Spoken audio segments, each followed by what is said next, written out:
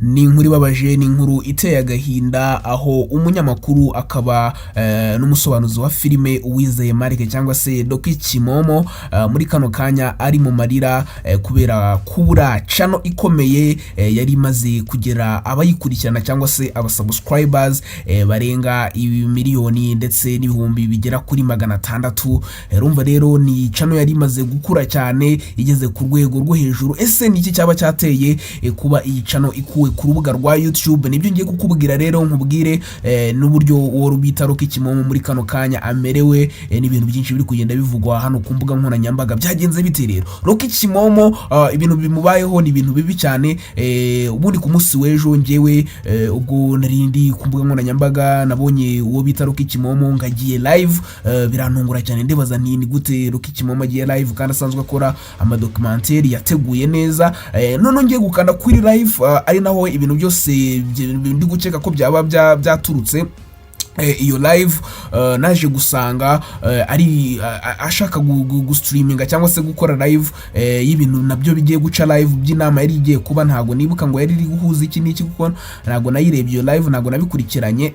None naje ndavuga nti ese Doki bigenze bite noneho agiye gusobanura live inama bimeze bite?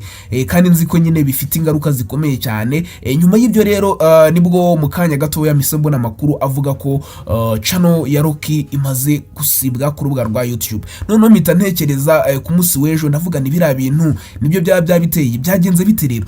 Ubundi YouTube ntago yemera umuntu ukoresha ibihangano by'undi muntu cyangwa se ibintu bitari ibye, no kuvuga ngo nibyo ngibyo byo gushyiraho iyo live ntago byemewe. Noneho bikaba biri kuvugwa ko ibyo ngibyo ari byo byatumye iyi channel ya Doki Kimomo isibwa, kubera ko ngo nyine yashyizeho ibintu bitari ibi. Ikindi abantu bari kuvuga bati bitewe nuko Doki tumuza akora ibintu by'ikinyarwanda, ntabwo byumvikana uburyo ku munsi w'ejo yari yashyizeho ibintu by'inama ziri live noneho biri mu cyongereza, ndetse n'inama zitazwi abantu batari kumenya ngo ni izande cyangwa bimeze bite. Abantu bati iyi channel yari yibwe, ubwo kuvuga ko yari yibwe. Noneho hagitaza irindi tegeko rya YouTube rivuga ngo niba channel yawe yibwe ntabwo ukayigarura, ntabwo byemewe guhita ukora, bigusaba gutegereza iminsi igera kuri 7 kugira ngo uhite utangira gukora. Rero iyo ukora channel yawe bahita bayisiba. Ibyo byo ni ibintu bisanzwe, abakoresha YouTube barabimenyereye. Rero nanjye ndikwibaza ni ese koko ibyo bintu byaba ari byo bitumye iyi channel Doki Entertainment ikurwa ku rubuga rwa YouTube? Ni ikibazo gikomeye cyane. Ariko uramutse ubajije abantu b'impuguke cyangwa se abahanga mu bya YouTube bakubwira ko channel kujurira rwose bibaho, kuba umuntu yagenda akavuga impamvu y'ibintu byose, maze YouTube nayo igacekinga ikareba bakaba bayigarura. Ariko kuri iyi nshuro yihanangirijwe kuva kera, ubwo muri bukaba igihe channel ye bayidemonetizaga cyangwa se bangaga ko iba monetize cyangwa se ijya imuhemba. Ibyo murabizi, yajya muri Amerika bakavuga ngo yagiye kuburana na YouTube. Ariko kuri iyi nshuro birakomeye cyane, birakomeye kubera ko noneho channel ntiriho, nta nubwo iri kugaragara. Ubushize yashoboraga kuba yakora, ariko tweba abantu tukishima, ariko we atari kwinjiza. Ariko kuri iyi nshuro channel ye bamaze kuyisiba, no kuvuga ngo ntiwayibona ku rubuga rwa YouTube. Ni igihombo gikomeye cyane.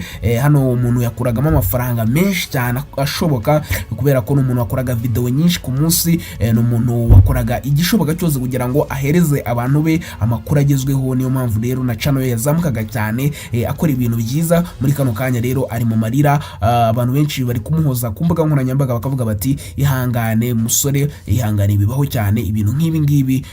Urumva rero ni ibintu bitari byiza.